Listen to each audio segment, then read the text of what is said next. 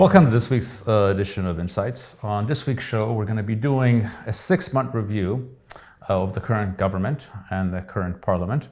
As we all know, we had elections in June 20th, and this is going to be a review on multiple different fronts to see where they have failed, where they have succeeded, and where there is much work to be done.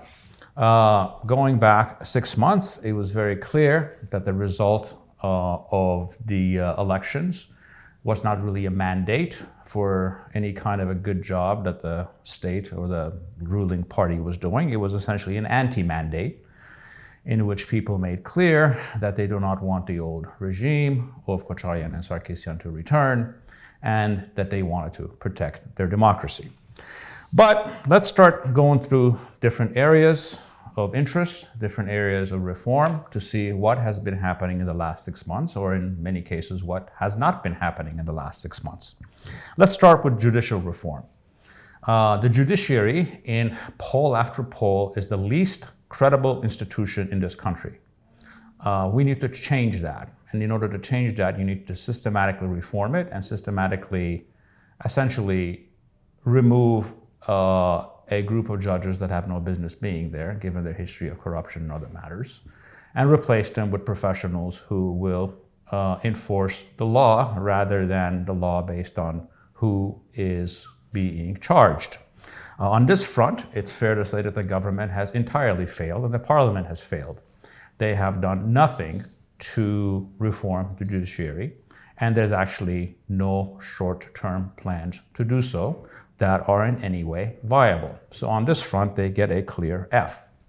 Let's move on to the economy, which we have done multiple shows on and interviews. The economy, in fact, is coming back quite strong. We are likely to finish the year with growth rates somewhere in the 8 to 10% based on everything that is going on in the economy. And we have a very good economy minister who is actually quite active and aggressive in promoting business, cutting red tape, and doing other things. However, having said that, I don't want to exaggerate to what extent the state has any role in the economic growth that we're having, because most likely it probably has reasons that have very little to do with state policy, outside of the fact that over the last 2 years, the dead hand of the oligarchy has been removed from the Armenian economy to a great extent.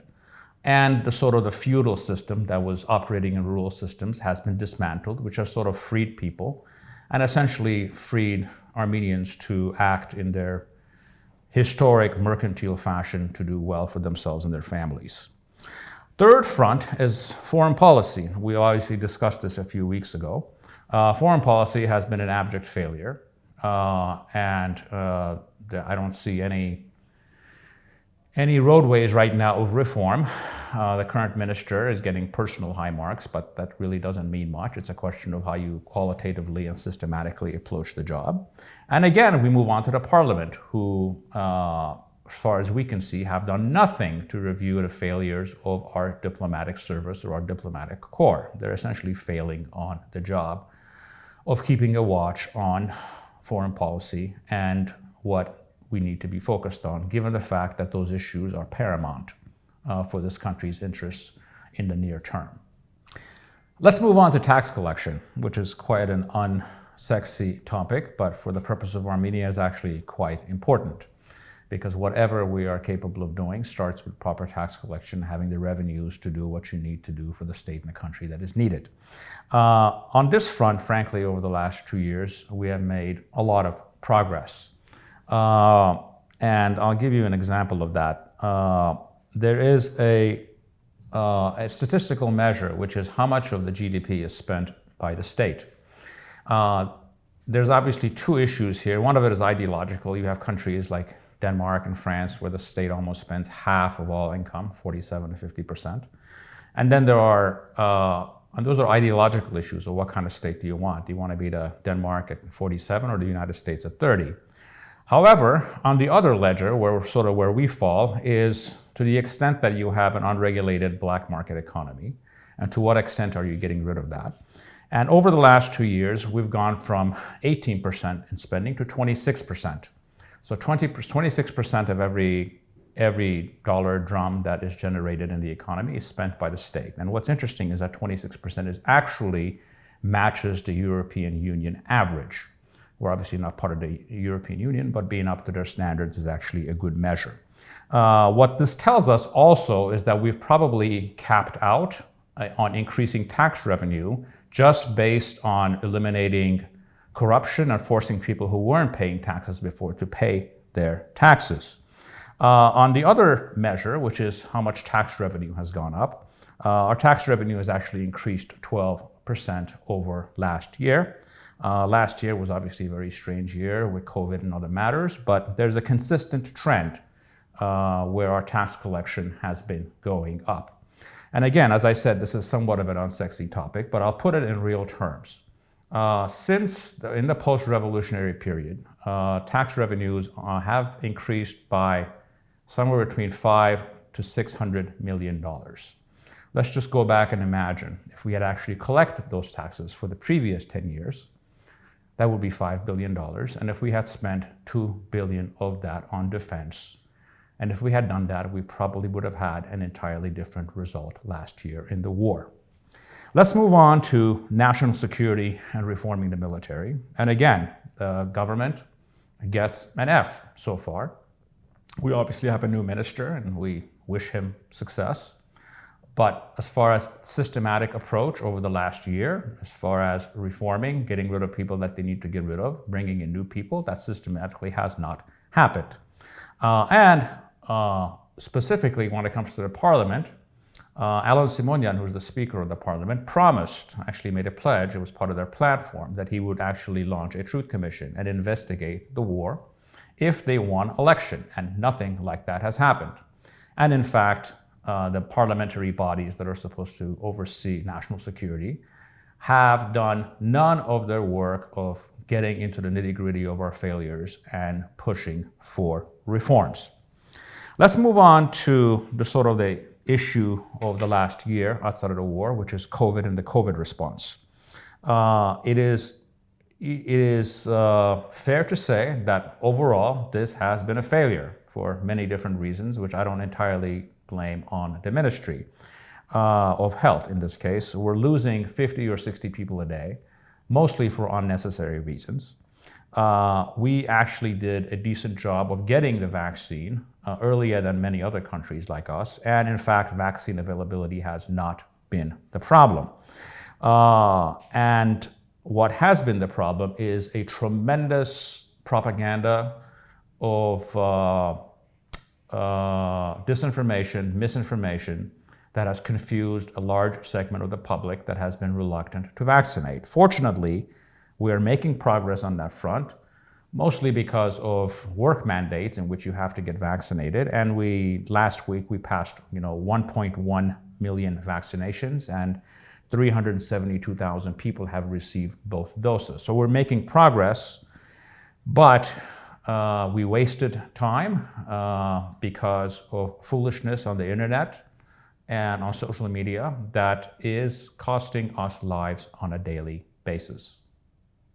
Let's move on to the last topic, which is the fight against corruption. As we know, many of the problems that we have had and were actually greatly manifested during the war has been the systematic corruption of our state via many different governments over the past 25 and 30 years.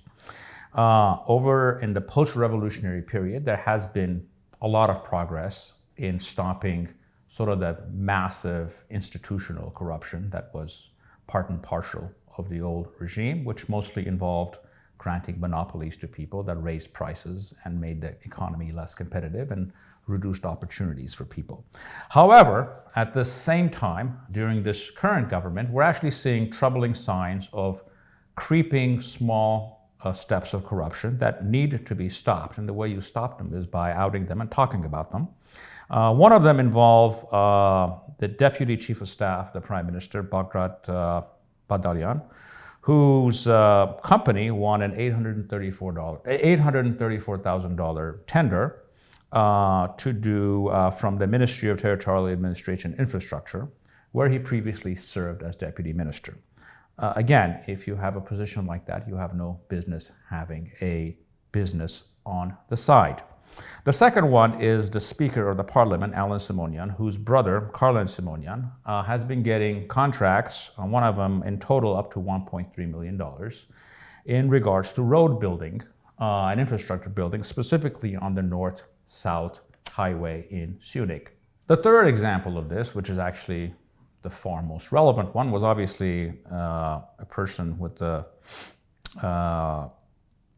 very colorful name of Patron Davo, who is his nickname, who was actually doing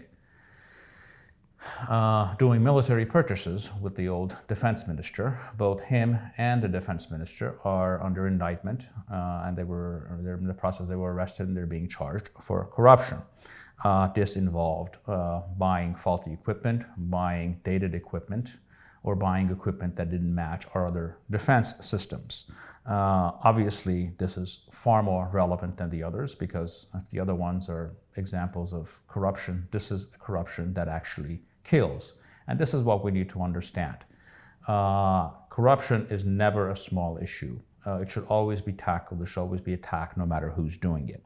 However, as I stated and I outlined these examples, outside of the last one, we should not lose context and create false equivalencies.